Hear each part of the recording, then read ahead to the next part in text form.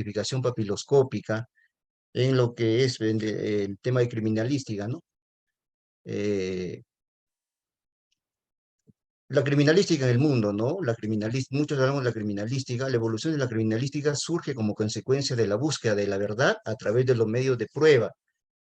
Estos en un comienzo fueron revelados por el juicio divino, el dedo de Dios, según el hombre primitivo, a través de las ordalías, de los castigos que se daban, ¿no? A los hombres para arrancarle la verdad, ¿no? La criminalística. Tenemos las ordalías, ¿no? Donde se castigaba a los presuntos autores, sometiéndolos al castigo severos, a la hoguera, ¿no? Para arrancarle la verdad. Luego fue la confesión, ¿no? La confesión. Posteriormente, aparte de las ordalías, ya aparece la prueba irrefutable que era la confesión, por lo que se llega a utilizar toda clase de torturas para arrancar la verdad. Ya en la mayoría de las veces el reo aceptaba la autoría del delito que se le imputaba solo para liberarse de los sufrimientos y de los tormentos a los cuales era sometido.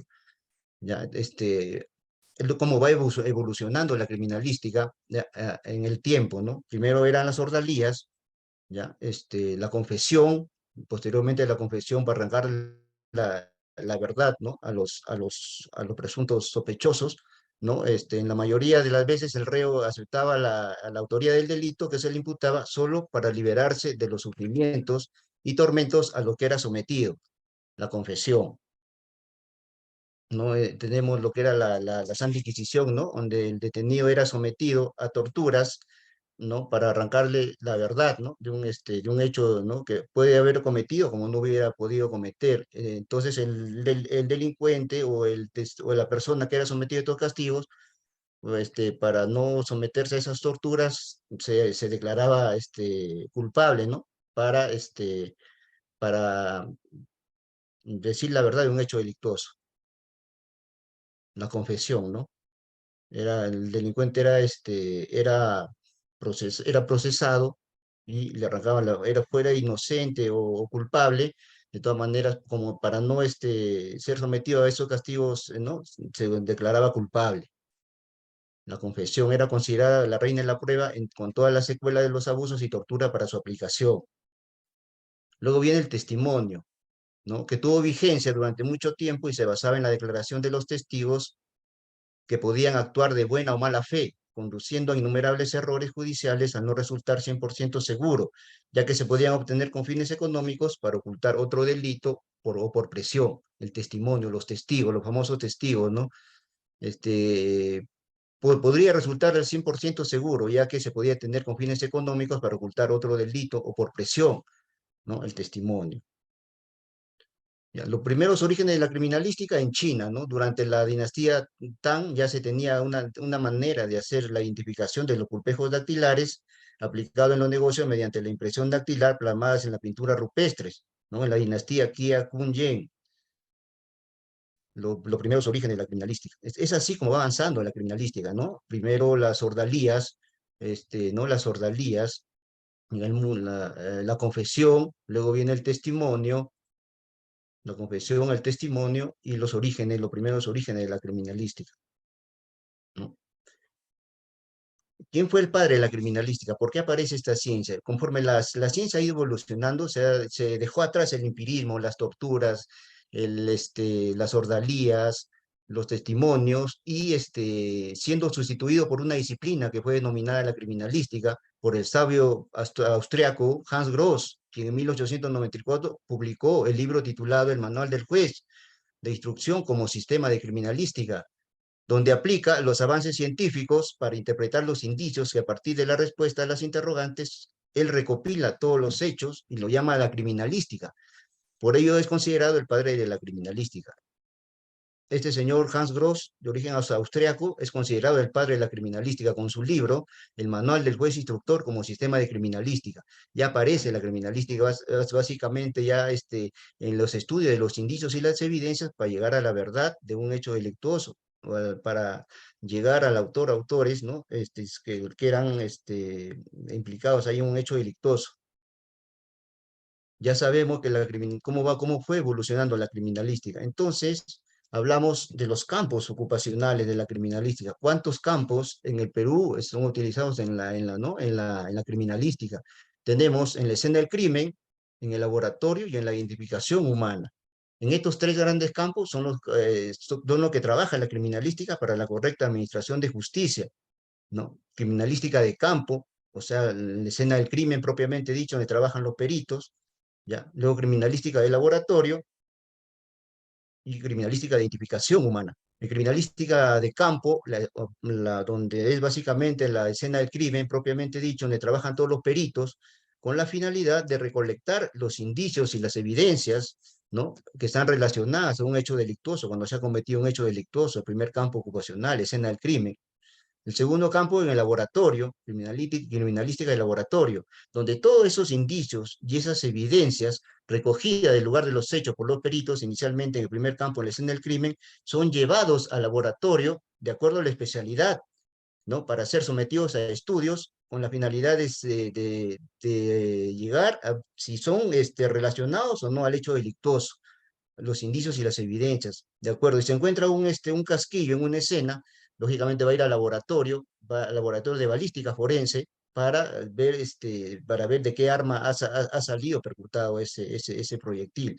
De alguna huella ¿no? Al laboratorio de identificación, de repente encontramos una mancha pardo-rojiza en la escena del crimen, ¿no? Al laboratorio de biología forense, y así sucesivamente de acuerdo a la especialidad, el segundo campo, ¿no? de la criminalística, es criminalística de laboratorio.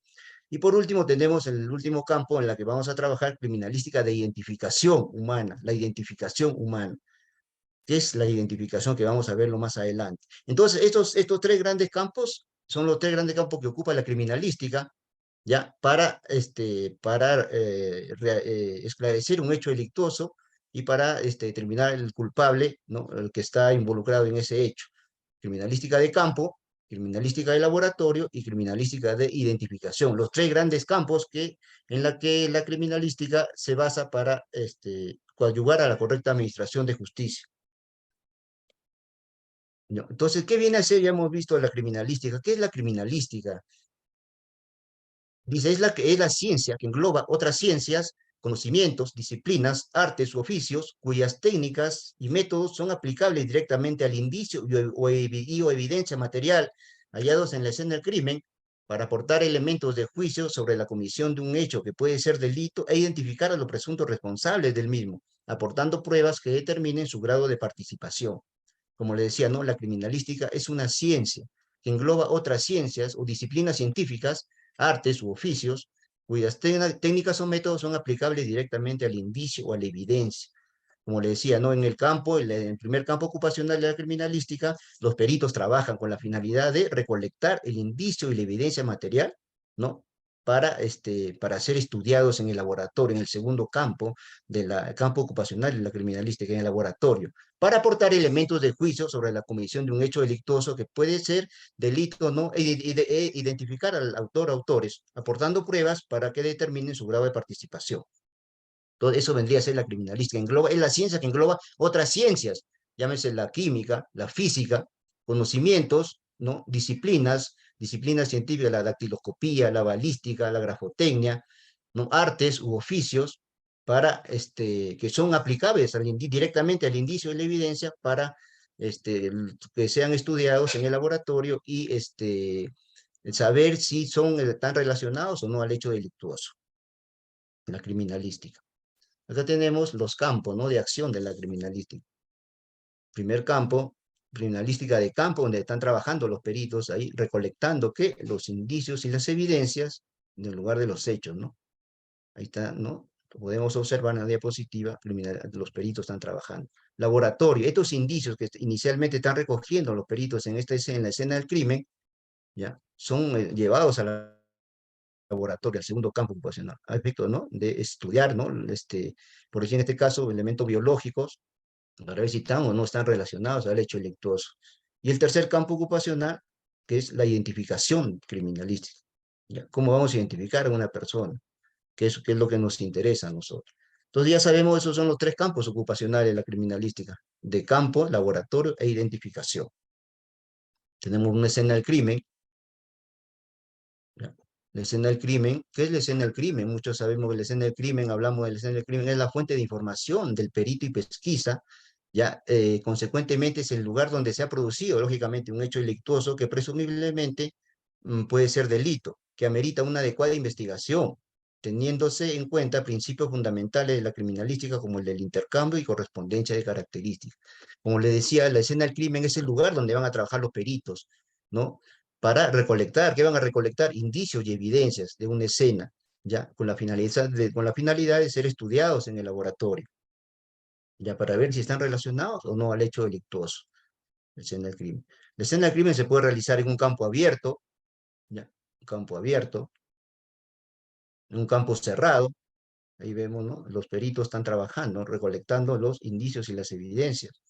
Es el primer campo ocupacional de la criminalística, campo cerrado y en vehículos, ¿no? El lugar puede ser en vehículos también, donde los peritos trabajan en el campo, ¿no?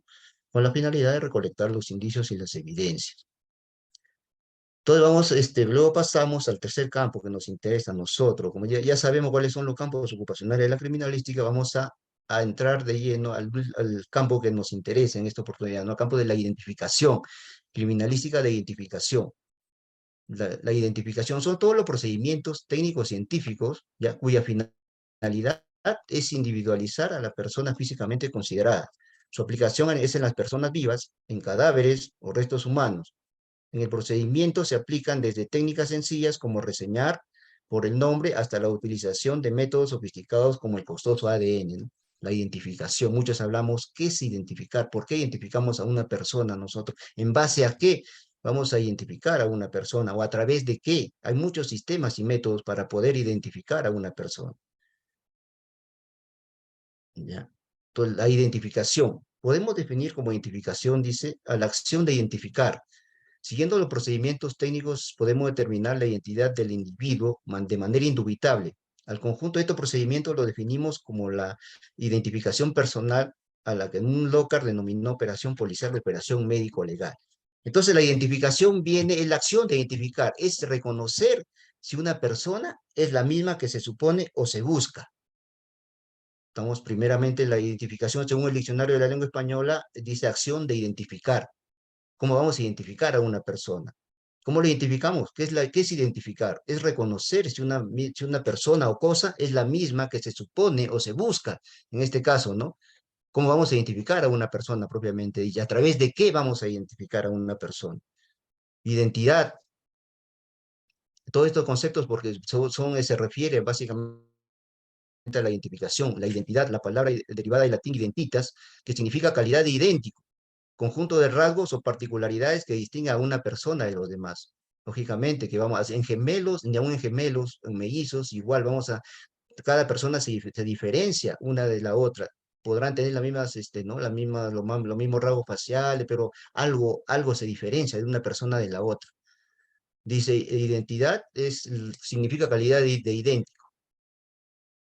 Entonces, de todos estos conceptos, vamos a llegar al concepto especial que es la identificación policial. ¿Cómo trabaja la identificación policial?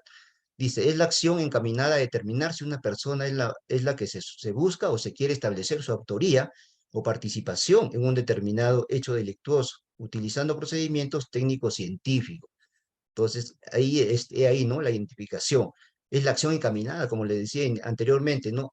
Es reconocer si una persona es la misma que se supone o se busca, ¿no? O si de repente se quiere establecer su participación en un hecho delictuoso, ¿no? Utilizando, lógicamente, procedimientos técnicos científicos. En este caso, si se encuentra una huella en una escena, y posteriormente ya un sospechoso, ¿no? Vamos a proceder a realizar la homologación respectiva para ver si esa huella le corresponde a esa persona, ¿no?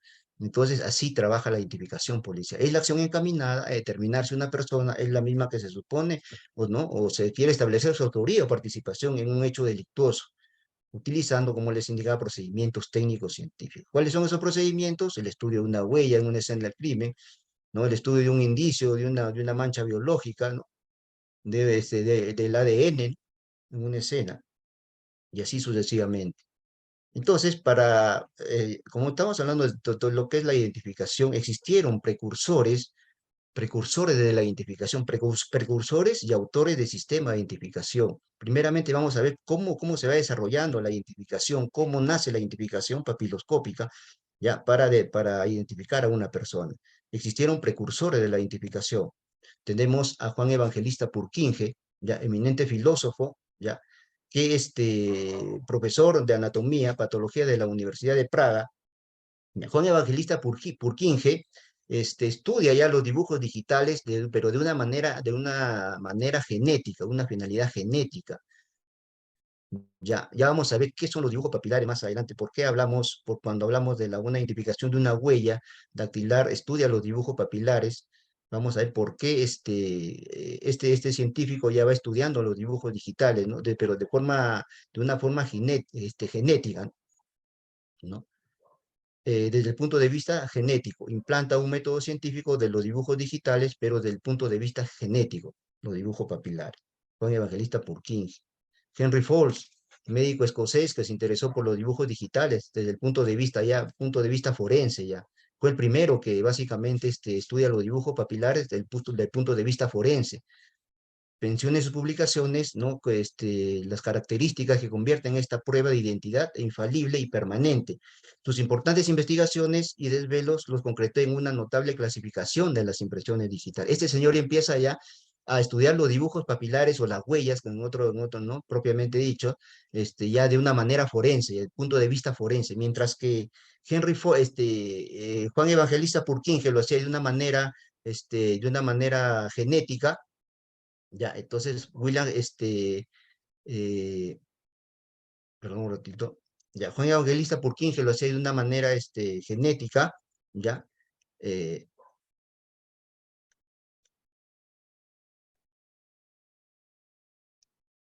Henry Fowles ya lo concreta más allá, punto de vista forense, estudia los dibujos papilares.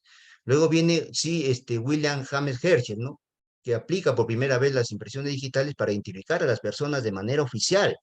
Ya se va avanzando el estudio de los dibujos papilares ya en forma forense ya, para evitar la suplantación de los trabajadores, obligándolos a poner los documentos, en los documentos su impresión digital. Herschel llega a la conclusión de que las huellas son distintas, entonces, igualmente que las líneas de la yema de los dedos no cambian, ¿no? Observó sus huellas tomadas 28 años antes con las del momento de la observación y vio que eran las mismas, tampoco cambiaban en sus líneas de la mano y demostró las leyes fundamentales de lo que es la identificación, ¿no? ¿Cuáles son los principios en que se basa la identificación para hacer un estudio dactiloscópico?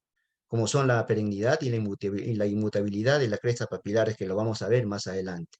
Entonces, este señor William Herschel ya estudia los dibujos papilares ya de una manera más avanzada desde el punto de vista forense.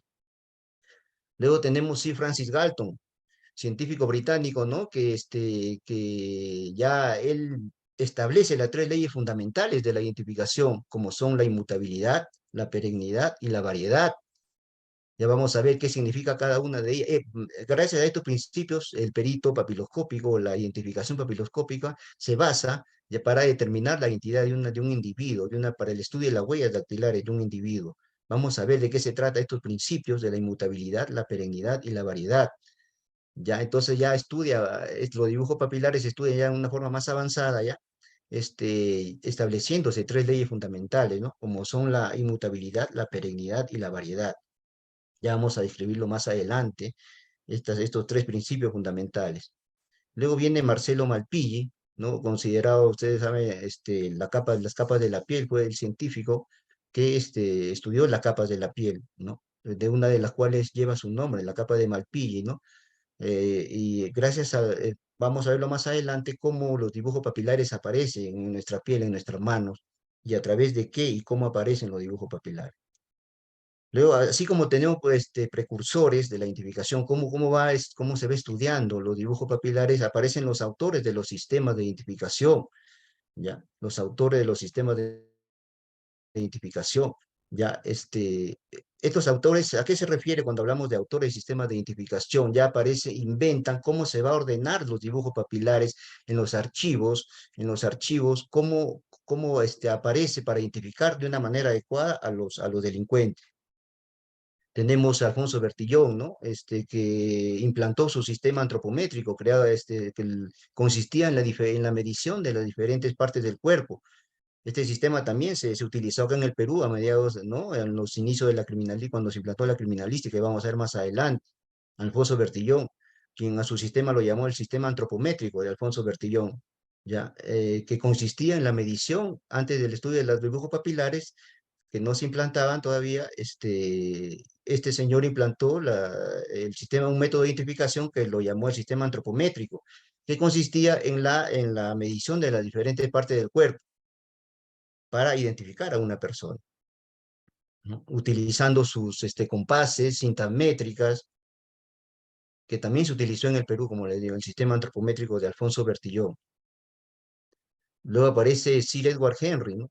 Desarrolló un sistema, impuso la clasificación de las huellas dactilares, reemplazó a este sistema inicialmente por la medición de las diferentes partes del cuerpo, ya utiliza ya a través de la identificación de las huellas dactilares, ya reemplazó el sistema antropométrico de Alfonso Bertillón por el sistema de huellas dactilares. Va avanzando el estudio, ¿no? Para los archivos de incriminados en las policías a nivel mundial. Luego tenemos a Juan Bucetich, Kovacevic, también este señor ya ordena adecuadamente todo el estudio de las huellas dactilares y ordena en los archivos para que se haga más fácil la búsqueda de los delincuentes, ¿no? A través de las impresiones dactilares para realizar la correcta identificación. Este sistema también se utilizó en el Perú. Ya, primero fue el de sistema antropométrico de Alfonso Bertillón y luego fue este señor Juan Bucetich, que también fue este sistema que fue utilizado, ¿no? Aquí en el Perú. Luego tenemos el último, este no fue autor, le denominamos simplemente adoptó fue un recopilador de todos esos sistemas de Juan Bucetich, ¿no? Y ya lo adaptó a su nueva forma, ¿no? Adoptando nomenclaturas, que este sistema lo estamos utilizando actualmente en nuestro Perú, el sistema del doctor Federico Loris Aguilera para la identificación de las huellas dactilares, ¿no? Lógicamente que ahora existen los AFIS, que vamos a verlo más adelante, pero este sistema lo estamos utilizando acá en el Perú para el archivo de las tarjetas de incriminados, ¿no? Para los sistemas AFIS, para la identificación de los delincuentes. Ya. En el Perú, primeramente, en el gobierno de Remigio Morales Bermúdez se implantó, ¿no? En la oficina central, la policía anexa a la subprefectura, la sección de identificación, con fin de identificar a las personas mediante el empleo del sistema antropométrico. O sea, desde 1892 ya se empieza a utilizar en nuestro Perú el sistema antropométrico de Alfonso Bertillón, miren, ¿no? Que consistía, como les indicaba anteriormente, en la medición de las diferentes partes del cuerpo. En abril de 1915 se implanta el sistema dactiloscópico de Bucetich en el Perú. O sea, ya se deja de lado el sistema antropométrico de Alfonso Bertillón y se implanta el sistema de Juan Bucetich por medio de la clasificación de las crestas papilares, que dejan los dedos de la mano al tocar los objetos. Aparece entonces el primer gabinete de identificación. ¿Ya? Y en 1924 ya se sustituyó el sistema del dactiloscópico de Juan Bucetich por ¿no? del sistema dactiloscópico del doctor Federico Loris Aguilera. Como les decía anteriormente, que este sistema actualmente lo estamos utilizando acá ¿no? en la policía. Dije, desde 1924 utilizamos este sistema. Entonces, en el Perú se han utilizado tres sistemas. Primero, inicialmente, el de Alfonso Bertillón, que consistía en la medición de las diferentes partes del cuerpo, o sea, su sistema antropométrico, que es reemplazado por de Juan Bucetich, ¿ya? Que ya él ordena ¿no? Las crestas papilares, ¿no? Aparece el primer gabinete, el primer archivo de incriminados, ¿no? Mediante este sistema, ¿no? Y ya ahí se implanta, en 1924 se sustituyó este sistema por el de Juan Bucetich por el del doctor Federico Loris Aguilera. Entonces, en esto es un resumen de cómo la identificación papiloscópica ha avanzado en nuestro país, la identificación. Entonces, vamos propiamente a nuestro tema, lo que es la papiloscopía o lofoscopía, que es el estudio de las huellas dactilares. Ya sabemos que han habido precursores y autores del sistema de identificación, y gracias a ello aparece la papiloscopía o lofoscopía, ya que es el estudio de los dibujos papilares, ya que pueden presentarse en la yema de los dedos, en la palma de la mano y en la planta de los pies, la papiloscopía. Es la ciencia que como parte principal de la criminalística ya se estudia los dibujos papilares que se presentan con iguales características en la yema de los dedos, la palma de la mano y en la planta de los pies, que vamos a verlo en este gráfico.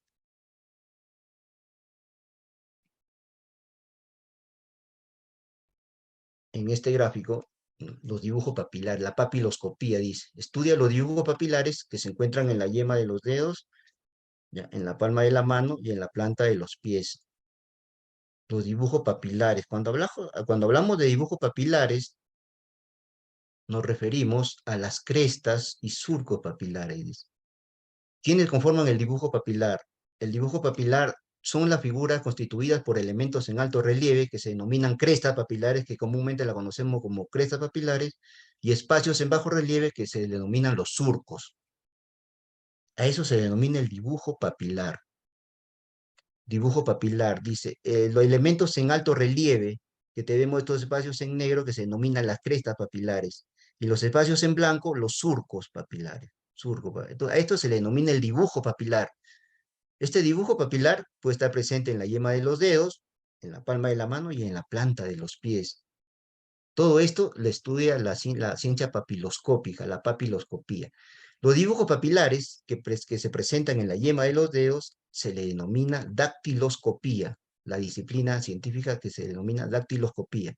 Los dibujos papilares que se encuentran en la palma de la mano, que estudia la palma de la mano, se denomina quiroscopía, quiroscopía. Y los dibujos papilares que presenta la planta de un pie, también, ¿no? En este caso nos referimos a las crestas y los surcos, se llama la pelmatoscopía. Todas estas tres grandes disciplinas abarcan lo que es la papiloscopía. Estudia los dibujos papilares, dice, la papiloscopía.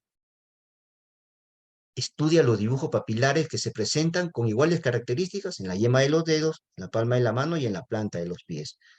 O sea, cuando hablamos de dibujos papilares nos estamos refiriendo a las crestas y a los surcos. ¿Y cómo nacen las crestas papilares? Dice, según estudios, los dibujos papilares aparecen en el ser humano durante el tercer mes de vida intrauterina, con un desarrollo periférico. Al sexto mes se manifiestan ya los surcos interpapilares y al séptimo mes ya los dibujos papilares ya adquieren un aspecto definitivo ya. ¿Qué quiere decir? Que en el ser humano los dibujos papilares, hablamos de las crestas y los surcos, aparecen en el ser humano al tercer mes de vida intrauterina, o sea, al tercer mes de gestación, de la gestante aparecen ya los dibujos papilares. Con un desarrollo al sexto mes ya se manifiestan ya los surcos interpapilares y al séptimo mes ya de vida intrauterina ya aparecen, ¿no? Los dibujos papilares ya adquieren ya un aspecto definitivo. Es por eso cuando nacen los siete mesinos, ya observamos lo que, ¿no? Pues los dibujos papilares ya se encuentran definidos, presentes en la yema de los dedos, tanto en la yema de los dedos, en la palma de la mano y en la planta de los pies, los dibujos papilares. Cuando hablamos, no se olviden, los dibujos papilares, estamos hablando de las crestas y los surcos. Ya sabemos cuándo nacen, ¿no? ¿Y cómo se forman estos? ¿Cuál es la fisiología de las crestas papilares? La función principal de las crestas papilares es levantar el conducto de las crestas sudoríporas en fase de eliminación de secreciones, el sudor, porque por ahí, por nuestros poros, ¿no? Eliminamos el sudor, ya manteniendo en constante humedad la superficie interna de las manos para la prensión de los objetos redondos o cilíndricos. En efecto, ¿no? Cuando nosotros tocamos un objeto, es como si se nos pegara, es de acuerdo al sudor constantemente, nuestras manos están en constante humedad, así no lo percibamos nosotros, están en constante humedad. Es propia del ser humano, por eso es que nosotros tocamos un objeto y se pega en nuestras manos, ¿ya? Se pega en nuestras manos, así básicamente funciona la fisiología de las crestas papilares, ¿no? La principal función de la cresta papilar es levantar el conducto de las glándulas sudoríparas en fase de la eliminación de las secreciones, en este caso el sudor, manteniendo en constante humedad la superficie interna de las manos para la prensión de los objetos redondos o cilíndricos. En efecto, ¿no? A través del sudor nosotros eliminamos, ¿no? De nuestras glándulas sudoríparas, eliminamos cloruros, aminoácidos, azúcares, las glándulas sebáceas, aceites grasos, alcoholes, hidrocarburos, glándulas apocrinas, proteínas, carbohidratos, sodio, ¿no?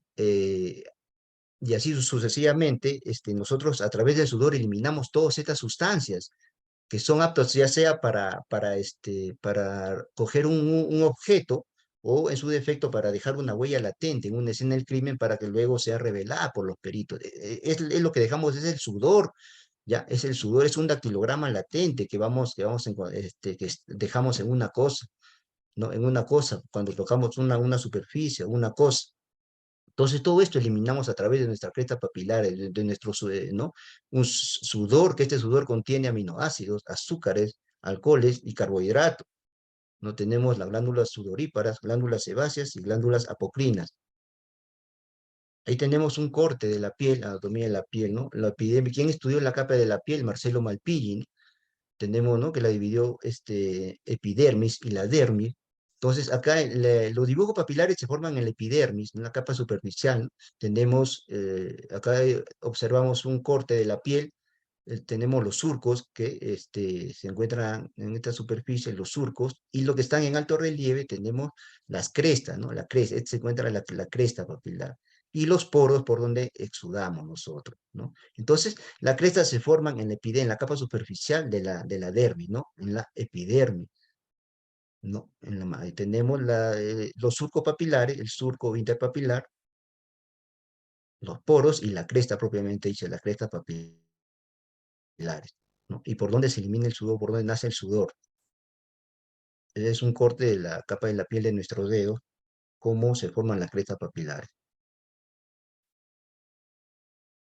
Acá tenemos el gráfico que les indicaba anteriormente, acá tenemos los dibujos papilares, ya que vemos en alto relieve, son los espacios en negro, ¿no? Son las crestas papilares, y los espacios en blanco son los surcos, ¿ya? Entonces conforman los dibujos papilares. Esto se puede presentar en la yema de los dedos, que acá observamos, palma de la mano y en la planta de los pies. Y cada uno tiene su denominación. Cuando nosotros estudiamos los dibujos papilares que presenta la yema de un dedo, lo denominamos dactiloscopía. Cuando estudiamos los dibujos papilares que presenta la palma de una mano, la denominamos quiroscopía.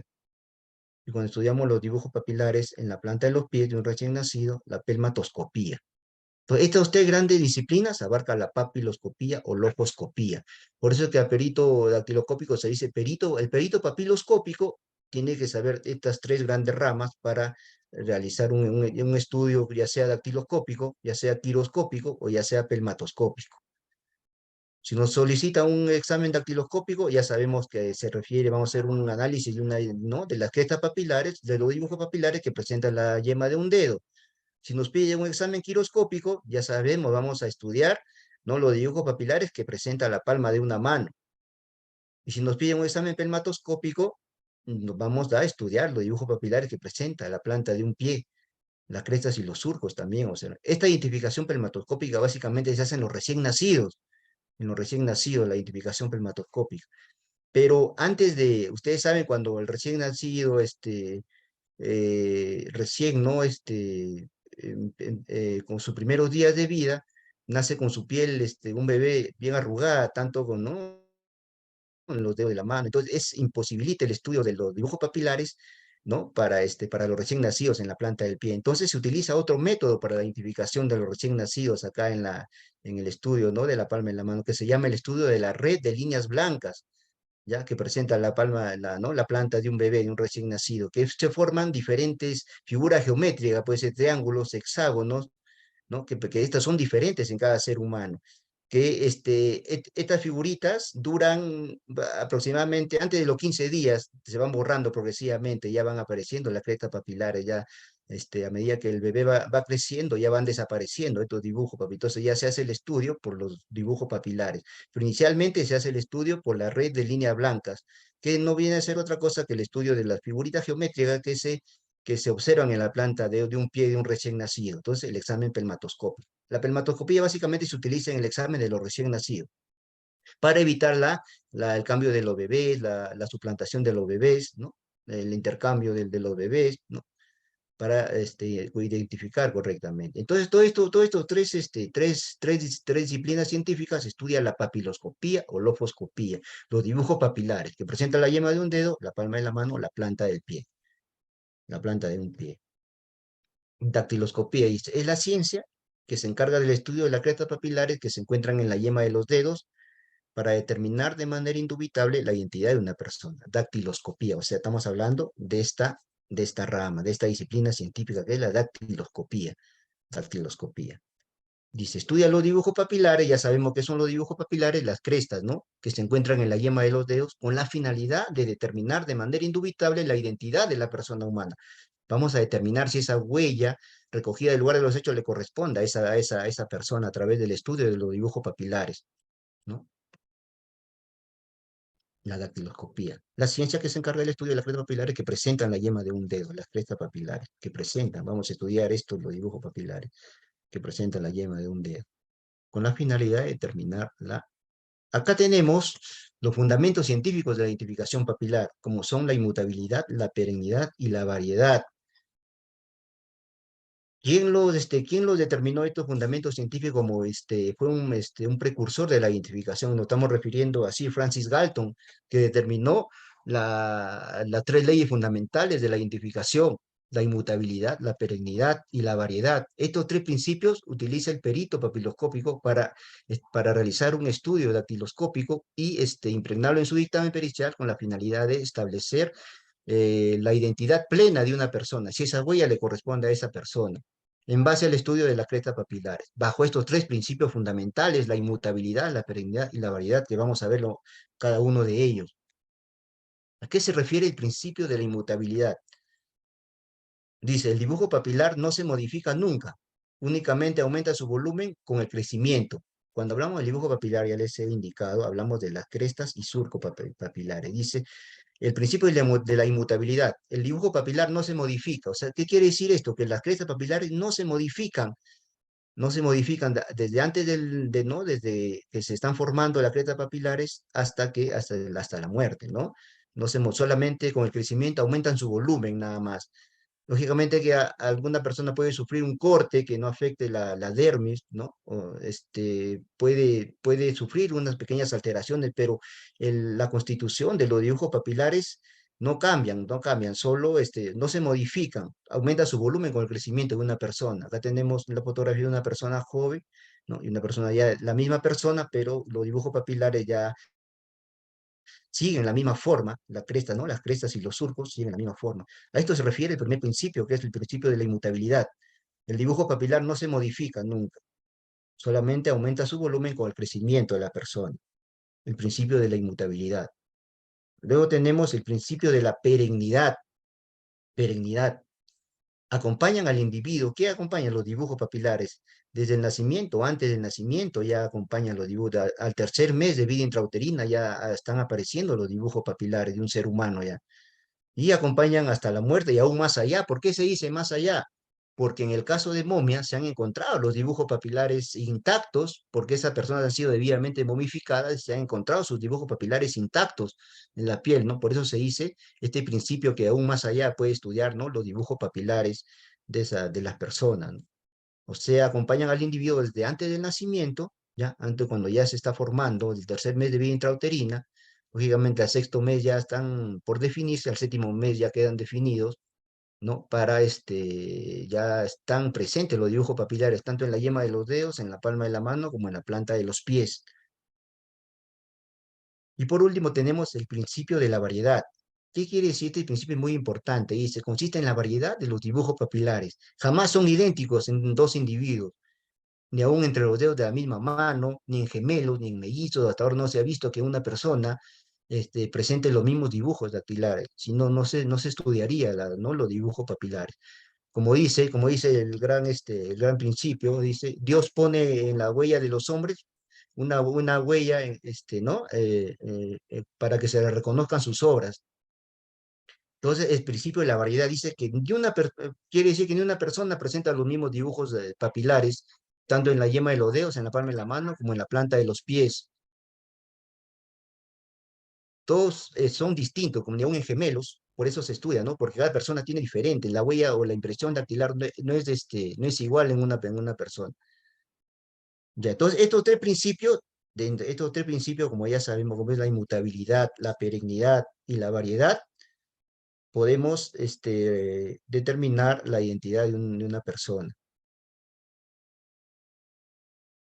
Estos tres grandes leyes fundamentales toma en cuenta el perito para realizar sus estudios, ¿no? ¿Quién fue ¿no? El que estableció los tres principios fue el científico Sir Francis Galton, ¿no? Es que determinó los tres principios fundamentales, como hemos estudiado, ¿no? La inmutabilidad, la perennidad y la variedad. Luego viene, ya sabemos que es ¿no? Que la dactiloscopía estudia los dibujos papilares que se encuentra presente en la yema de los dedos, ¿no? A esta yema de los dedos, a esta diapositiva, se le va a denominar dactilograma, el dactilograma, ¿ya? ¿Y qué es el dactilograma? Vamos a ver, ¿qué es el dactilograma? Se llama el dactilograma al estampado del dibujo papilar y a su representación gráfica con fines didácticos de estudio, al conjunto de crestas papilares que presenta la yema de un dedo, ¿ya? A esto se le denomina dactilograma, es el estampado del dibujo dactilar y su representación gráfica con fines de estudio, ¿ya? Al conjunto de crestas papilares que presenta la yema de un dedo. O sea, esto le denominamos el dactilograma. Ahí está, dactilograma. Dice, el estampado del dibujo papilar. Cuando hablamos del dibujo papilar nos referimos a las crestas y surcos, ¿ya? Al estampado del dibujo papilar que presenta la yema de un dedo. A esta figurita se le va a denominar dactilograma. Dactilograma. Dactilograma. Dice, se llama dactilograma al estampado del dibujo dactilar y su representación gráfica, ¿no? Que presenta la yema de un dedo. Para el estudio de los dactilogramas, se hace necesario establecer entre impresión, la diferencia entre impresión y huella dactilar. Acá este tema, muchas personas confundimos. Una cosa es impresión dactilar y otra cosa es huella dactilar. Vamos a ver cuál es la diferencia entre impresión y huella dactilar. Entonces ya sabemos qué es el dactilograma. Dice, el dactilograma es el estampado del dibujo papilar con fines de estudio. Para el estudio de los dactilogramas se hace necesario establecer la diferencia entre impresión y huella dactilar. ¿Cuál es la diferencia entre huella e impresión? Mucho hablamos, no, es una huella dactilar, sácale las huellas, sácale, entonces estamos confundiendo los términos. Vamos a aclarar por qué se le denomina impresión dactilar y por qué se le denomina huella dactilar. Ya. Antes de pasar a eso, vamos a ver cuántas clases de dactilograma tenemos. El dactilograma ya les he dicho que es el estampado del dibujo dactilar, ¿no? Que presenta la yema de un dedo. Tenemos tres tipos de dactilograma. Dactilograma natural, dactilograma artificial y dactilograma latente. Dactilograma dice, dactilos, dedos, grama, inscripción, dactilograma.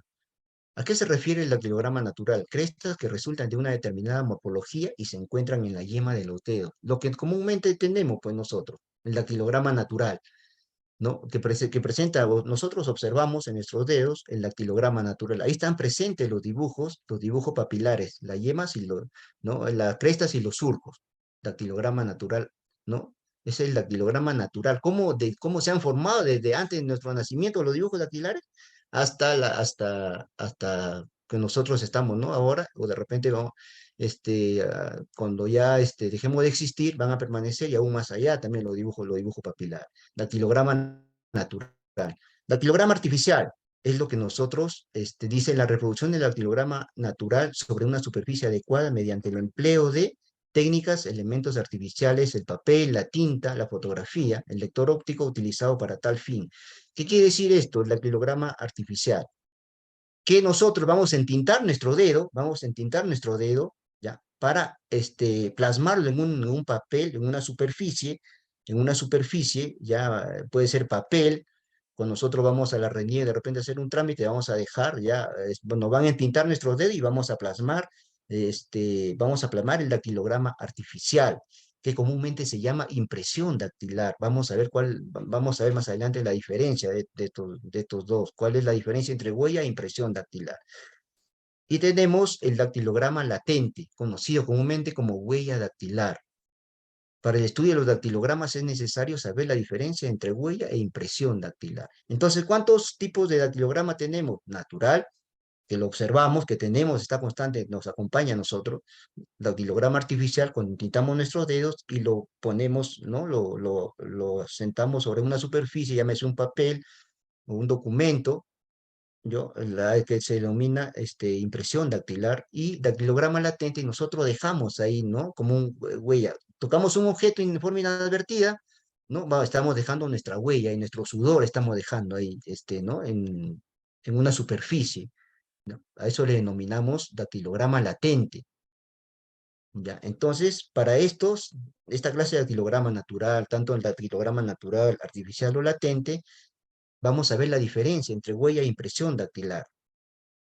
Impresión dactilar, también denominada impresión digital, es la figura que deja la yema de los dedos previamente entintados, ya les indicaba, sobre un papel o superficie clara empleándose una técnica especial. A eso le denominamos impresión dactilar. Ya, impresión dactilar. Muchos confunden, ya, ven para tomarte tu huella. No, a ese se le denomina impresión dactilar. Dice, esta es la figura que deja la yema. Lógicamente, que va a dejar como una figura estampada, es que lo que le denominamos nosotros el dactilograma, ¿no? Lo va a dejar el dactilograma estampado. A eso se le denomina impresión dactilar, porque nosotros queremos, porque nosotros queremos dejar esa impresión. Dice, es una figura. A eso se le denomina impresión dactilar. ¿Ya? Y huella dactilar, ¿qué es la huella? Conocida también como huella digital. Marca generalmente invisible que se deja sobre un objeto o superficie pulimentada, mayormente en forma circunstancial o inadvertida. Lógico, nosotros tomamos un vaso de agua, vamos a dejar nuestras huellas ahí, nuestro sudor ahí, ya vamos, el dactilograma latente, vamos a dejarlo ahí en forma inadvertida, porque nosotros tocamos ese vaso y no sabemos que estamos dejando la huella dactilar. Entonces, esa es la gran diferencia entre huella e impresión. Mientras que la impresión es una figura que nosotros dejamos porque nosotros queremos en forma, ¿no? Nosotros queremos dejar esa impresión dactilar en ese papel. Vamos a enditar nuestro dedo y vamos a poner esa impresión dactilar. Mientras que la huella es la marca que se deja sobre un superficie, ¿no? Sobre una superficie pulimentada. Estamos hablando del dactilograma latente. La huella es el dactilograma latente. Y la impresión dactilar es el dactilograma artificial. ¿Por qué? Porque vamos a utilizar elementos artificiales como tinta, ¿ya? Como tinta como para entintar nuestros dedos en la mano y dejarlo sobre una superficie. Entonces, esa es la gran diferencia. Nosotros tenemos que hablar con propiedad. Una es la impresión dactilar y la otra es la huella dactilar. Ya, esa es la gran diferencia. Impresión dactilar y huella dactilar. Tenemos un ejemplo de lo que es la huella revelada en lugar de los dedos, ¿no? Cuando se cometió un hecho delictuoso, un robo en este caso, se encontró una huella dactilar. ¿No? Los peritos han levantado utilizando procedimientos técnicos científicos para revelarla, ¿no? Primero ubicarla, revelarla y ponerla sobre un papel o sobre una superficie, ¿no? Utilizando los reactivos adecuados. Y la impresión dactilar, que le toma, ¿no? A un detenido ¿no? Sus impresiones, ya entintando sus dedos, entintando sus dedos, se le elabora una tarjeta para proceder a registrarlo en el archivo de incriminados a esta persona, ¿no? De repente tenemos como sospechosos, de igual manera le tomamos sus impresiones dactilares. Mientras que la primera es huella dactilar, la segunda se denomina impresión dactilar. ¿Mm? Entonces, esa es la gran diferencia entre impresión, y ya sabemos, ya vamos a hablar con propiedad, vamos a partir de hoy en adelante ya vamos a hablar qué es una huella dactilar y qué es una impresión dactilar. Ya, impresión dactilar con los dedos previamente entintados porque lo vamos a dejar nosotros, y huella porque lo dejamos de forma inadvertida, de forma casual. Tocamos cualquier objeto, estamos dejando nuestra huella, nuestro sudor ahí, nuestra huella latente. Por eso se le dice dactilograma latente. Y tenemos un ejemplo del dactilograma, ya que se encuentra en la yema de nuestros deditos, las crestas papilares, los surcos. Estos son los surcos, los espacios en verde, y los negritos se le denominan las crestas papilares. Los surcos son los que separan longitudinalmente a las crestas papilares, los surcos. Este es el dibujo. Aquí tenemos un dactilograma. Cada dactilograma tiene su sistema de crestas papilares. Este es un dactilograma. Ya sabemos que el dactilograma es el estampado del dibujo papilar con fines de estudio. Ya, entonces acá tenemos el dactilograma y sus tres sistemas. Cada dactilograma consta de tres sistemas: sistema basilar, sistema nuclear y sistema marginal. ¿Ya? En cada dactilograma encontramos estos tres sistemas que podemos diferenciar una huella de la otra, una impresión dactilar de la otra. ¿No? Como les indicaba en el principio de la variedad, no hay dibujos papilares que sean iguales, ni aún entre gemelos, ni aún entre los dedos de la misma mano. No se ha dado el caso. Entonces, esos tres sistemas presentan un dactilograma. ¿Qué es un sistema? Es el conjunto de crestas papilares que presenta un dactilograma. Un dactilograma tiene tres sistemas: sistema basilar, sistema marginal y sistema nuclear. ¿Ya? El sistema se denomina conjunto de crestas papilares. Por eso este dactilograma está en colores para que ustedes lo observen. ¿Ya? Sistema basilar, conjunto de crestas papilares que ocupan ¿no? el doblez, la primera, la parte inferior del dactilograma. ¿Ya? Sistema basilar, conjunto de crestas papilares que se encuentran, ¿no? en la parte inferior de la falange, ¿no? de la yema de los dedos. Sistema nuclear, conjunto de crestas papilares que ocupan el centro del dactilograma. Sistema marginal, conjunto de crestas papilares que ocupan la base, ¿no? La región unguial, ¿no? Del dactilograma. Tenemos los tres sistemas, ¿no? Que consta un dactilograma para un estudio dactiloscópico, ¿ya? Los crestas papilares están en colores. ¿Qué es un sistema? Es el conjunto de crestas papilares que presenta la yema de un dedo, conjunto de crestas. Sistema basilar, las crestas papilares que se encuentran en la base, basilar. Nuclear, conjunto de crestas papilares que se encuentran en el centro del dactilograma. Y marginal, conjunto de crestas papilares que se encuentran en la, en la, en la región unguial, ¿no? En la parte superior de la yema de los dedos. Entonces, estos tres sistemas va a constar el dactilograma. Este dactilograma, a su vez, tiene sus limitantes también, ¿no? Limitantes de crestas papilares, las limitantes. Ya sabemos que el sistema basilar ocupa el conjunto de crestas, la base del dactilograma. El sistema nuclear, conjunto de crestas que ocupan el centro del dactilograma. Y el sistema marginal, ¿no? La región unguial, como la parte superior del dactilograma. Estos sistemas se dividen en limitante, ¿no? Limitante basilar, para saber a dónde termina, a dónde inicia el sistema basilar. Dice, ¿cuál es la limitante? Cresta más alta de ese sistema, dice. La cresta más alta del sistema basilar. Estamos hablando del sistema basilar. ¿Ya? Limitante nuclear, la que bordea el núcleo, el centro del dactilograma, el núcleo. ¿Ya? Limitante nuclear. Y limitante marginal, la cresta más baja de ese sistema, que vendría a ser en este caso esta cresta papilar, ¿no? La limitante de los sistemas. Entonces ya sabemos que un dactilograma consta de sistemas, son tres sistemas: basilar, nuclear y marginal, y tiene sus limitantes de igual manera, ¿no? Que limitan estos sistemas: limitante basilar, limitante nuclear y limitante marginal. Ya sabemos cuál es la diferencia entre impresión, huella dactilar, qué es un dactilograma y de qué consta el dactilograma básicamente, ¿no? De conjunto de crestas. A estos conjuntos de crestas se les denomina sistemas. Ya hemos visto, ¿no? Sistema basilar, conjunto de crestas que ocupan ¿no? La parte inferior del dactilograma. Conjunto, limitante nuclear, o perdón, sistema nuclear, conjunto de crestas papilares que ocupan el centro del dactilograma. Y sistema, sistema marginal que ocupan la región unguial, ¿no? La parte superior. Estos tres sistemas. Mediante estos tres sistemas se realiza un estudio dactiloscópico. Ya, en un dactilograma encontramos diferentes tipos de minucias o puntos característicos, ¿no? Que no lo observamos a simple vista, pero que están presentes en nuestra yema de los dedos.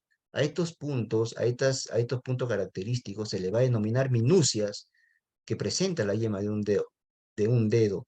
Estos puntos característicos que presenta la yema de un dedo son la base fundamental que el perito, al momento de realizar un estudio de homologación, tiene que encontrar presente estos puntos característicos tanto en la impresión dactilar, ¿no? Revelada por el sospechoso, ¿no? Y con la huella dactilar recogida del lugar de los hechos. Estas características tienen que estar presentes tanto en la impresión dactilar como en la huella dactilar.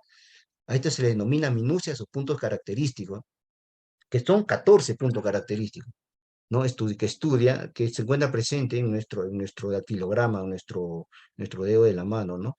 De nuestro dactilograma. Estos 14 puntos característicos son la base para establecer la identidad plena de una persona.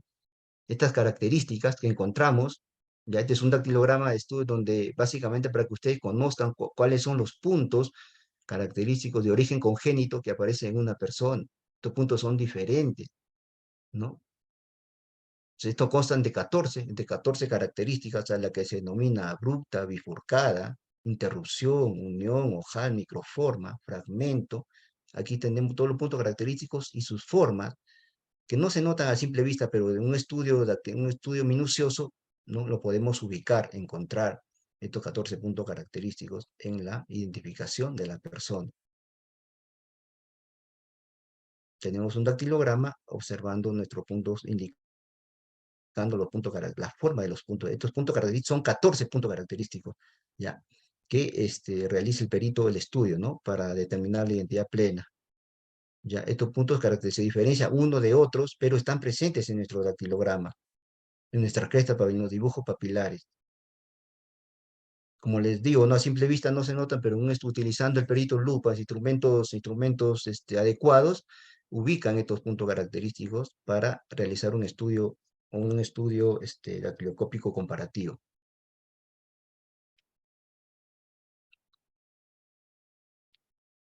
Acá tenemos, que es la cresta, dice, las crestas papilares que conforman la figura o dibujo dactilar no son uniformes, pues toman trazos y dimensiones variadas, presentando particularidades conocidas como puntos característicos o minucias, los cuales permiten determinar la identidad de una persona mediante el procedimiento de los cotejos y homologaciones papilares, cuyo estudio se realiza siguiendo el recorrido de las crestas en el sentido de las agujas del reloj. O sea, se refiere a esto, señores, a esto, ¿no?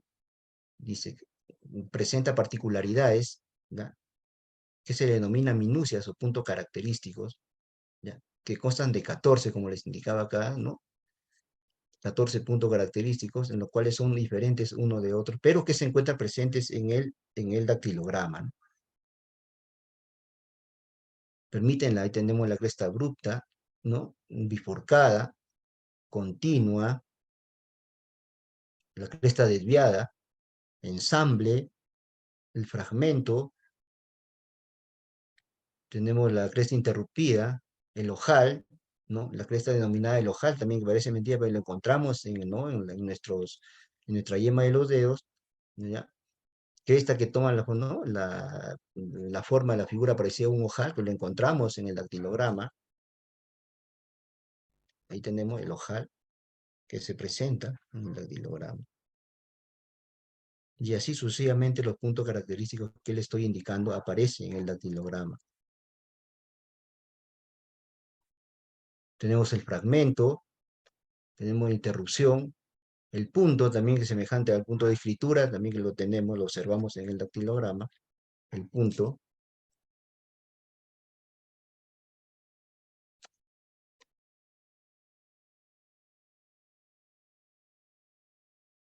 Secante, también en forma de X, transversal, unión, vuelta y microforma. Estos 14 puntos característicos ¿no? Estudiamos para determinar la identidad plena. Acá tenemos secante en forma de una X, punto, observamos el punto, desviada, continua, cresta continua de un extremo a otro, transversal, igualito, forma parte de una, ¿no? Como una X invertida, ensamble, tenemos la unión, una H invertida, también como una H invertida, el ojal, ¿no? Microforma, que parecen cicatrices, pero son puntitos que aparecen en nuestro yema de los dedos. Luego tenemos la vuelta. Todos estos puntos característicos son determinantes, como les indicaba, para determinar la identidad plena de una persona.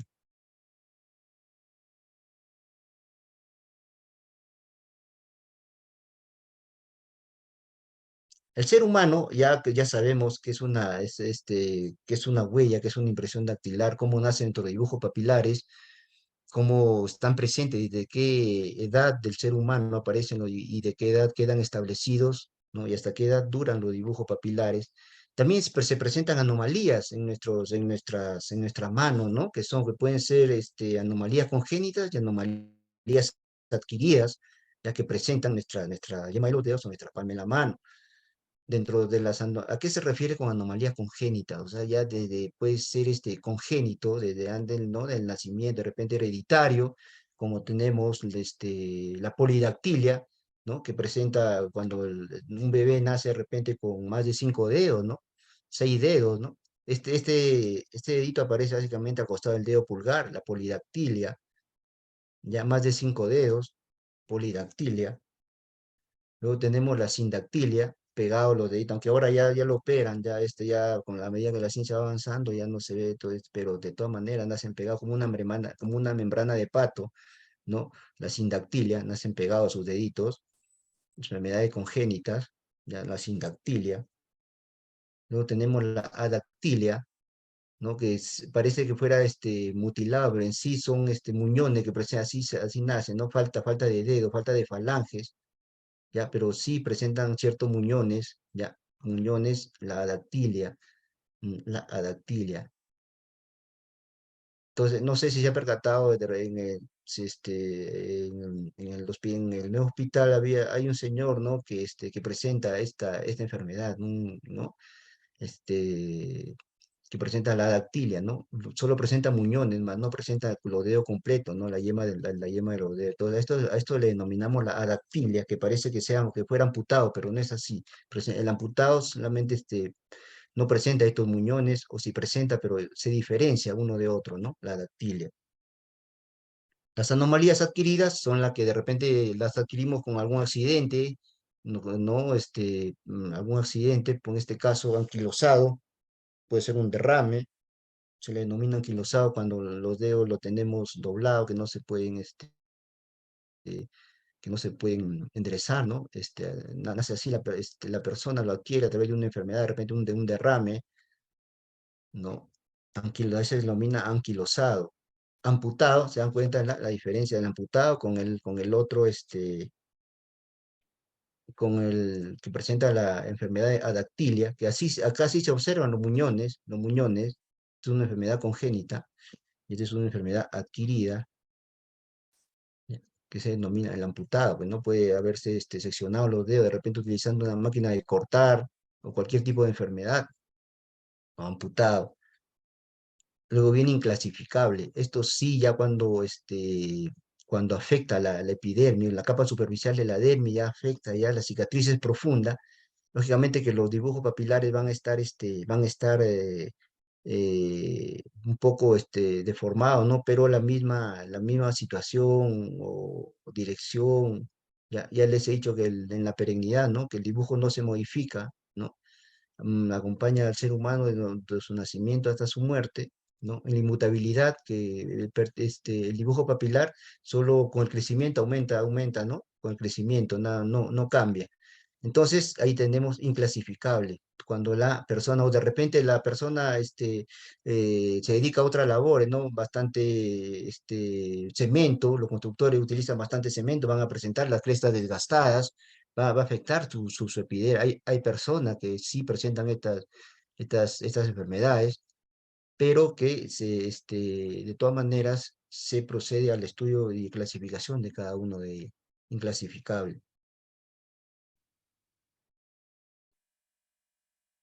Tenemos el equipo para toma de impresiones dactilares, ya no le vamos a denominar huellas, sino impresión dactilar, impresiones dactilares. Tenemos el equipo que utiliza los peritos para efectuar la toma de impresiones dactilares. De repente un detenido, ¿no? Para hacer el enrolamiento respectivo, el fichaje respectivo, se va a utilizar esto, ¿no? Estos tampones y tarjeta para tomarle sus impresiones. No se olviden el tema impresiones dactilares. Huella es la que dejamos de forma inadvertida. Impresiones dactilares es lo que dejamos porque nosotros queremos, nosotros deseamos, vamos a dejar nuestra impresión con los dedos previamente entintados, utilizando, ya les he dicho, utilizando una técnica especial o elementos superficiales, ¿no? Como es la tinta, elementos artificiales, la tinta, u otro tipo ¿no? De elemento que podamos utilizar.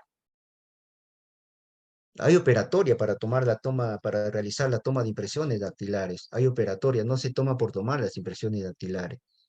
¿Ya? Existe un método y una operatoria para la toma, así como existe un equipo, ¿no? Existen equipos, ya llámese tampones, maletines, brochas, rodillos, tarjetas especiales.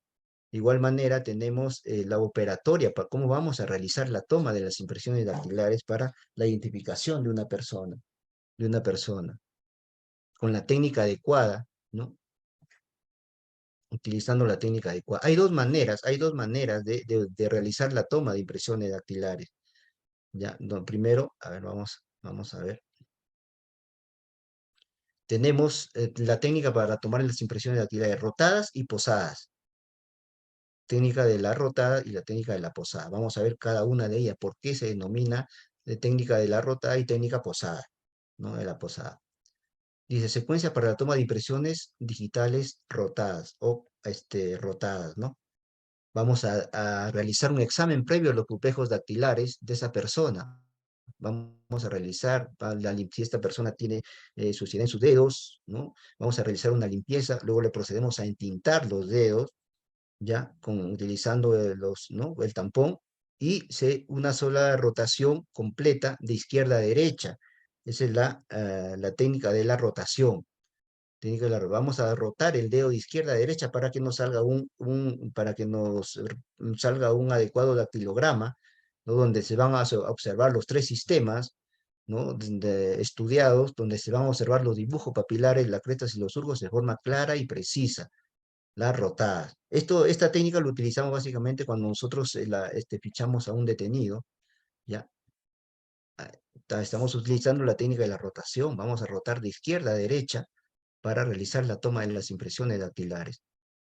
La rotación, estamos hablando de la primera técnica. La policía utiliza esa técnica de la rotación para efectuar para un correcto estudio de dactiloscopio, porque hay a veces que toman mala impresión dactilar y solamente se observa parte del dactilograma, a veces un sistema, a veces dos sistemas, un dactilograma incompleto, y esto nos sirve para realizar un correcto estudio, esta técnica. Y la segunda técnica que viene a ser la técnica de la posada. Vamos a posar. No sé si usted ha tenido la oportunidad de realizar su trámite de su DNI y le toman sus impresiones dactilares, pero ya no utilizan la técnica de la rotada, sino la técnica de la posada. Van a posar su dedo una sola vez, van a posar sobre una superficie, sobre el papel y van a levantar el dedo.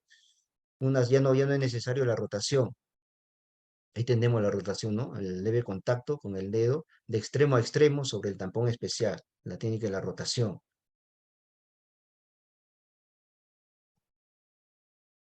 Y tenemos las impresiones, la posada o impresiones digitales planas, ¿no? Vamos a examinar de igual manera los pulpejos, vamos a realizar la limpieza, el entintado de los dedos en forma individual y ejercer una sola presión sobre el dedo a entintar sin realizar ninguna rotación. No se debe utilizar ninguna rotación. Y tenemos el leve contacto, ¿no? Sin rotación.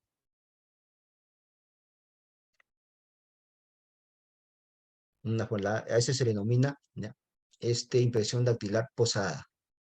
Esto lo utilizan básicamente los del sistema RENIEC para tomarle sus impresiones a efectos de llevarlos a la base de datos para que queden guardadas ya en el archivo, ¿no? de la RENIEC, nuestras impresiones dactilares.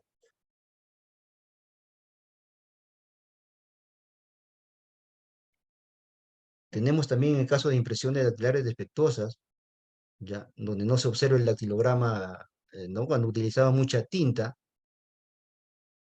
tenemos insuficiencia de tinta cuando no se nota el dactilograma completo, no entintamos bien nuestros dedos de la mano para tomar una impresión dactilar, tenemos rebalamiento del dedo, al momento de realizar la toma de la impresión dactilar vamos a resbalar el dedo, ¿no? Y no se aprecia ni los puntos característicos, ni las crestas papilares, ni el dactilograma, ni el recorrido de las crestas papilares.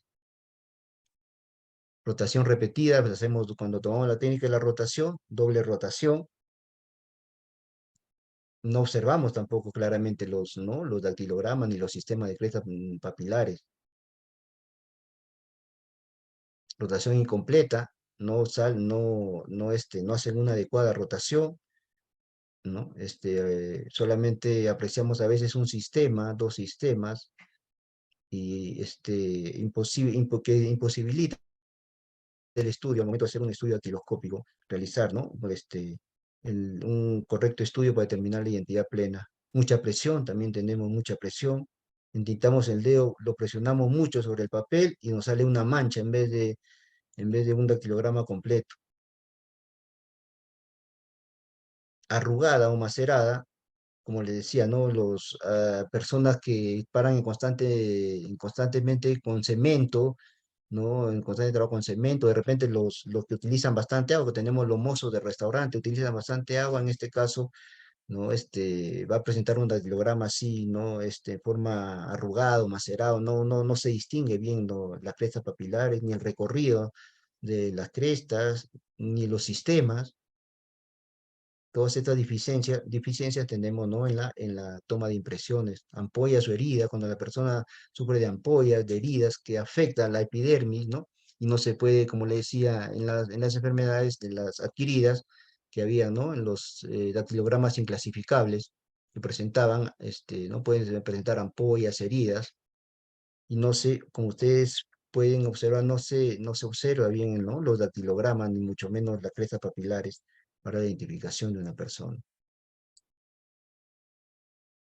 Ahí tenemos casos prácticos, suplantación de identidad en el proceso de admisión de universidades. Ustedes saben que ahora ya no utilizan mayormente no se da caso de suplantación por las impresiones dactilares, ya usan dispositivos electrónicos, pero hay algunas veces de que sí ¿no? Tenemos la suplantación de postulantes, pero se le determina con el estudio dactiloscópico, ¿no? Tenemos un caso de una suplantación de identidad. Ahí tenemos la impresión dactilar tanto del suplantador. Tenemos la impresión, ahí se ve el dactilograma completo con sus sistemas, los dibujos papilares, los puntos característicos, que se va a determinar, ¿no? Va a determinar la identidad plena de esa persona. Suplantador, el postulante, tienen diferentes fórmulas, no corresponde, y se determina que el postulante que iba a dar el examen no era el mismo, ¿no? Había sido suplantado por esta persona. Caso de suplantación de identidad también, de identidad, suplantación de identidad.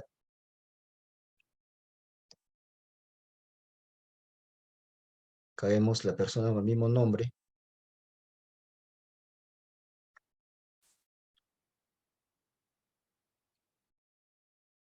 suplantación de identidad, índice de derecho, correspondían a distintas personas, ¿no? Supuestamente el señor se llamaba José Antonio Flores Ramos, de igual manera este señor José Antonio Flores Ramos, pero diferentes impresiones dactilares, en caso de suplantaciones, ¿no? En caso de suplantación de identidad. También los peritos realizan búsqueda de huellas papilares, utilizando los reactivos. Ya les he dicho que el dactilograma latente queda impregnado y cuando nosotros tocamos un objeto, estamos dejando nuestro dactilograma latente ahí, listo para ser revelado, ¿no? Por los peritos, de repente, en una comisión de un hecho delictuoso, en un robo, utilizando los reactivos especiales, o los reactivos adecuados. Ya les he indicado de que nosotros cuando sudamos, dejamos sales, aminoácidos,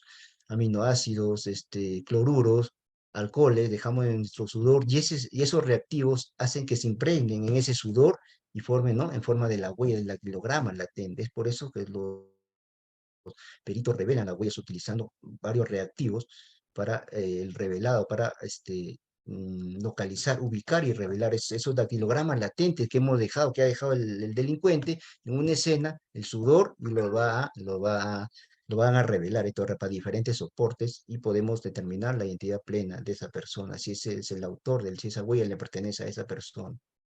Tenemos un caso ubicado en el Malecón Tarapacá, número 260 en Iquitos, donde se produjo un robo, pero da la casualidad de que no había ninguna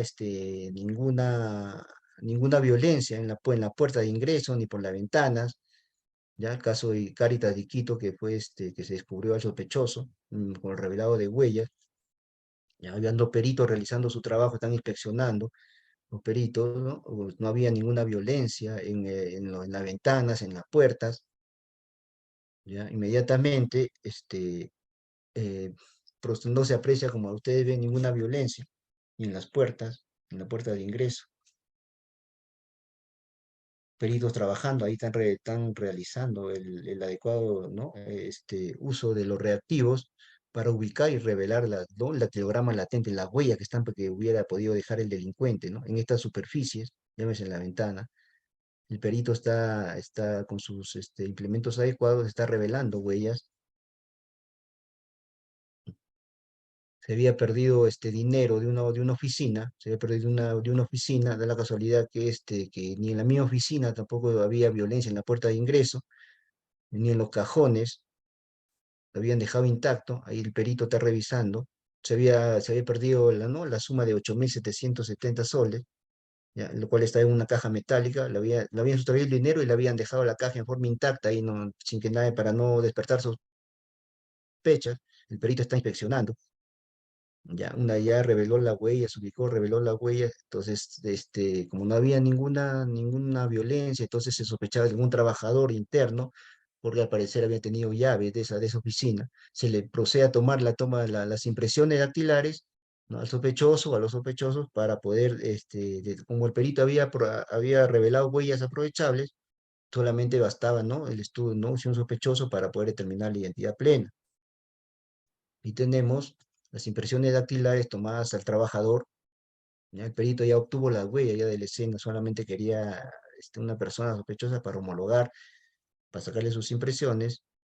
Tenemos el revelado de las huellas de la caja metálica que el perito realizó, encontró una huella aprovechable, ¿ya? Una huella aprovechable y estaba un sospechoso para tomarle las impresiones dactilares, para poder homologar. Se determinó que la huella dactilar correspondía al trabajador, ¿no? Al trabajador de nombre Exxon de la Cruz Crispín, Exxon de la Cruz Crispín, identificado con DNI 053-90-196. Se llegó a determinar, ¿no? La identidad plena de esta persona. Es así como la identificación a través de las huellas dactilares ocupa un lugar importante para el proceso de identificación. Es el tercer campo ocupacional de la criminalística. Ya les he dicho, criminalística de campo, donde los peritos trabajan en el campo, recolectando indicios, evidencias para ser estudiado luego en el laboratorio, que es el segundo campo ocupacional. Y el tercer campo, esto que hemos visto, el campo de la identificación, que es muy importante para determinar la identidad plena de una persona. Ya, no solo en personas vivas se puede determinar la identidad plena, también tenemos en personas muertas, en personas fallecidas, de igual manera, no sabemos la identificación. Por ejemplo, en el caso Mesa Redonda, cuando se quemaron, los cuerpos sufrieron quemaduras, la mayor parte de los cuerpos se le identificó por el ADN, la mayoría de sus pulpejos dactilares habían desaparecido, pero sí habían personas de que no había sufrido la quemadura de sus miembros superiores, en este aspecto de la mano, ¿no? Y se les pudo identificar. Ahí tenemos, ¿no? A ver, una persona, la obtención de las impresiones necrodactilares, un fallecido, ¿no? Caso Mesa Redonda, para poder identificarlo.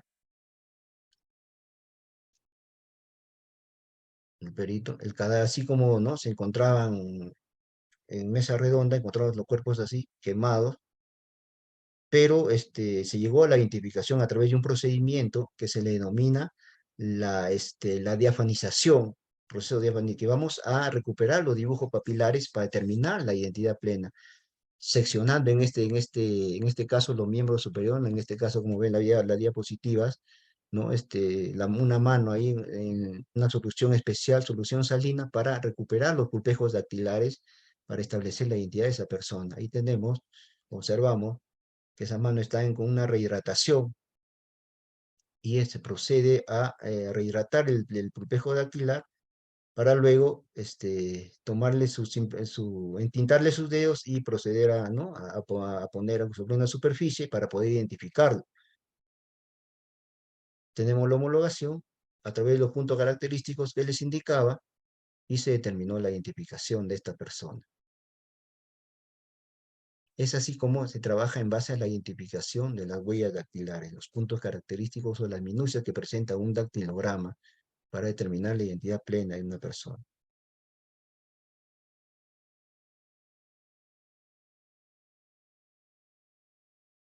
Eso es con lo que respecta al tema de lo que es la identificación papiloscópica.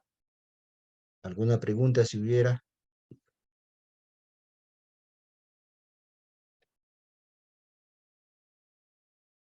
técnico, tenemos el doctor Alfredo Quispe que va a hacer su pregunta, se le va a activar el audio. Adelante, doctor Alfredo. Mi técnico, buenas noches. Buenas noches. Muchas gracias por la exposición excelente, ¿verdad? Que es muy importante, digamos, para, en este caso, va a determinar, ¿no? Mi pregunta es lo siguiente. Los 14 puntos característicos serían determinantes, digamos, para la incriminación de una persona con la dactilograma latente. Sí, efectivamente, justo los 14 puntos característicos estudiados es necesariamente para que ustedes se den cuenta qué son los puntos característicos y cuál es la forma de los puntos característicos, pero no necesariamente los 14 puntos característicos deben estar presentes en un dactilograma. Nosotros hacemos el conteo, pueden ser 5 puntos característicos de una cresta abrupta, una bifurcada, pueden haber 8 o 9 puntos característicos, y los demás podemos encontrar otros tipos de puntos característicos, pero no necesariamente los 14 puntos que hemos visto estudiados no están presentes en un dactilograma. Entonces se diferencian uno de lo otro y estos puntos característicos, estas minucias, deben estar tanto presentes en la misma forma, situación, ubicación y dirección, tanto en la huella como en la impresión dactilar, para determinar la identidad plena. Y no necesariamente los 14 puntos característicos van a servir para determinar la identidad plena. Aquí en el Perú trabajamos mínimo con 8 puntos característicos para determinar la identidad plena de una persona, la Sí, cantidad porque mínima. esto es importante, ¿no? Porque a veces hay, digamos, hay personas que lo incriminan por un ejemplo, por tenencia de llegar de arma. Entonces, muchas veces le encuentran, digamos, un operativo, pero la persona a veces no tiene, digamos, nunca ha poseído esa arma, pero sin embargo hay efectivos policiales, levantan la acta que le tenía, pero a veces se hace todos estos exámenes, nunca se pide, a veces el abogado es muy dejado o por su inexperiencia no pide este examen. Entonces, este examen sería creo que determinante, ¿no? Si verdaderamente ese armamento ilegal, digamos, si poseía ese individuo. Ese sería entonces suficiente con los 14 puntos ya para que, digamos, se lo puede determinar, ¿no? Que ya es el que posee el arma. Si no, no tiene, si no hay, no le encuentran esa huella digital con la huella latente, que el criminalística lo puede tomar con una impresión, Impresión dactilar, sí. con una impresión, haría un comparativo y ese sería determinante. Claro, hoy vamos a determinar siempre y cuando se esté bien, ¿no? Esa impresión dactilar está bien tomada o la huella presenta, ¿no? La huella dactilar está apta para un estudio dactiloscópico también, para un estudio comparativo. Pero se llega, como mínimo, para determinar la identidad plena es 8 puntos para que utilizamos aquí en el Perú. Ubicamos los 8 puntos y ya podemos establecer la identidad plena de una persona. 8, entonces. Muchas gracias, mi Sí, como técnico. mínimo. Mi técnico, una última pregunta. ¿Y cuánto tiempo dura, digamos, la huella dactilograma latente en un objeto expuesto? Digamos, yo toco ahorita, digamos, una pistola. ¿Y cuánto tiempo tiene, digamos, el perito para hacer ese examen? De acuerdo al medio ambiente donde se encuentre. Si una huella encontramos dejamos en un campo abierto, va a demorar menos que en un lugar cerrado, ¿no? En un lugar cerrado, de repente en un campo abierto, va a durar menos por las inclemencias del clima, por factores climáticos, lluvia, de repente sol, aire, ¿no? Va a demorar menos que un ambiente cerrado. Un ambiente cerrado dura más porque tenemos, ¿no? De repente no hay viento, no hay lluvia, entonces va a durar más la huella dactilar en una superficie que en un campo abierto. Depende del campo, ¿no? Puede ser un campo abierto o un campo cerrado, del lugar, del ambiente. Ok, muchas gracias, mi superior. Superior, también tenemos una pregunta en el chat. El doctor Simeón pregunta, ¿todos los dedos tienen igual importancia o solo el índice para la identificación?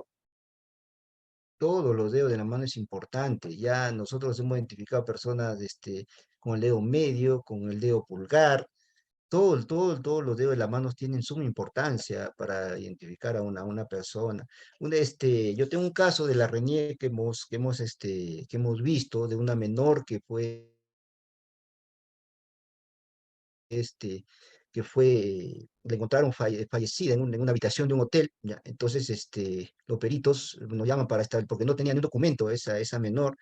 Entonces, nosotros le procedimos a tomar las impresiones dactilares, necrodactilares, y procedimos a enviarlos al RENIEC para la identificación, con el apoyo del RENIEC, para la identificación de la persona. Le hemos tomado, incluso estaban cuestionando que se había hecho mal la toma de las impresiones, tuvimos un problema con la RENIEC, ¿no? Que esto, que entonces al final, y no le identificamos a esa persona. Pasó un mes, 2 meses y todo el mundo nos venía encima, no, que esto, que han tomado, no, que es extranjera, que es venezolana, porque tenía las facciones, no, así de una mujer venezolana, de una, ¿no? De extranjera, y no se le identificaba. Pasó un mes, 2 meses, 3 meses, por eso es necesario en una investigación que el pesquisa, o sea, el personal encargado de investigaciones, con el personal de peritos en constante tiene que estar en constante comunicación, ¿no? Cuando hay un tema entonces da la casualidad que la mamá de la menor apareció, pero todavía no se identificaba, apareció en la incineración de la Divincri, indicando de que su hija no aparece todavía, que ya había, y coincidía con la fecha, todo el pesquisa le pregunta, pero ¿dónde vivía? ¿Dónde vivía? ¿Vivía sola? No, acá tengo pero dentro el pesquisa, dentro de cuando al momento de hacerle el registro a esa persona inicialmente, al cadáver, se le encontró un manojo de llaves que era supuestamente su cuarto. Entonces su mamá indicó, pero cuando ya apareció su mamá, todavía porque no se le identificaba a la menor, indicando de que su hija vivía sola, pero hemos encontrado un manojo de dónde vivía, ¿no? Un manojo de, a ver, vamos a hacer la prueba, ¿no? Con la llave. La señora lo fue al cuarto donde estaba supuestamente, y da la casualidad que la llave coincidía, abrió y efectivamente era la menor. Y su mamá indicaba de que estaba inscrita en la RENIEC, de que estaba inscrita, pero ¿cómo si los peritos hemos tomado, no? El que habla había tomado las impresiones necrodactilares correctamente y todo. Y da la casualidad que al momento ya se estableció, pues, porque la menor estaba inscrita en la RENIEC, según su mamá, y efectivamente, ¿no? Cuando hemos visto en los rasgos de la RENIEC, entonces, ¿qué había pasado en este caso? De que la RENIEC en esa época solamente trabajaba con los índices derecho, índice izquierdo, nada más. Ya, entonces, le había tomado todos los dedos, todos los dedos, perdón, a la menor le había tomado todos los dedos. Ya la casualidad que al momento de hacer el estudio en el sistema AFIS, cuando han ingresado las huellas, lo identificaron por el dedo medio, porque le habían tomado mal las impresiones dactilares a esa menor. Por eso el sistema no la identificaba. Entonces la han identificado con el dedo medio de la mano derecha a esa persona. Entonces, efectivamente se mandó y coincidía la huella, la impresión necrodactilar con la impresión dactilar de la RENIEC que figuraba, y se la identificó luego de casi 9 meses a esa menor. Ahí la importancia, ¿no? Del estudio de todos los dedos ¿no? De la mano para establecer la identidad de una persona.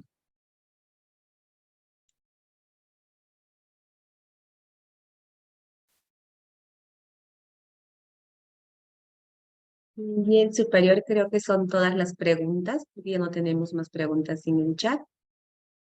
Creo que les quedó claro a nuestros participantes eh, el tema de la ponencia sobre la identificación papiloscópica.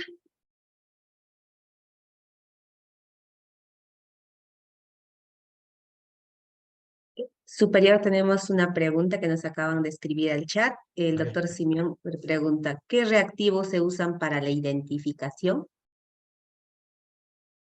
Son un sinnúmero de reactivos ¿no? Que se utilizan para diferentes soportes. De repente el dactilograma latente puede estar en un vaso, se va a utilizar reactivos en polvo, ¿ya? Reactivos en polvo que son útiles para superficies lisas.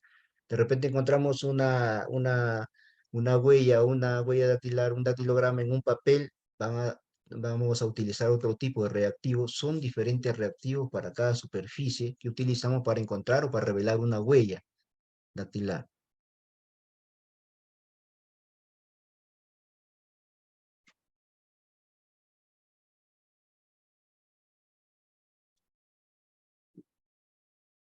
Superior, esas son todas las preguntas que tenemos. Ya no hay más Sí, preguntas. ¿Por qué?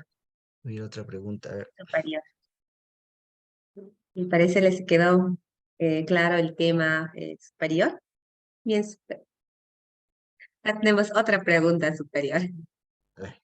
El doctor Luis Aquino pregunta, ¿qué sucede con personas que su huella están dañadas por su actividad laboral sea en mecánica, pintor, albañilería, sus huellas son dañadas. ¿Qué sucede con ellos? Hay diferentes formas de identificar a una persona, tanto como sus huellas, como, ¿no? Encontramos, puede ser el ADN o por la pieza dentaria, podemos identificar a una persona también. Si sus crestas están, si sus huellas están completamente dañadas, procedemos a otro método de identificación. Puede ser identificación, por sistema fotográfico, puede ser identificación, por la palma de la mano también, como hemos estudiado, por la palma de la, si no están, si no completamente sus dedos, si sus dedos están completamente dañados, su palma puede estar bien también, su palma, ¿no? Como giroscópico, se puede hacer un estudio giroscópico también en la palma de la mano, pero sí se puede identificar a una persona, no solo por la huella. Lógicamente que la huella es indispensable, ¿no? Pero hay otra forma de identificar a una persona.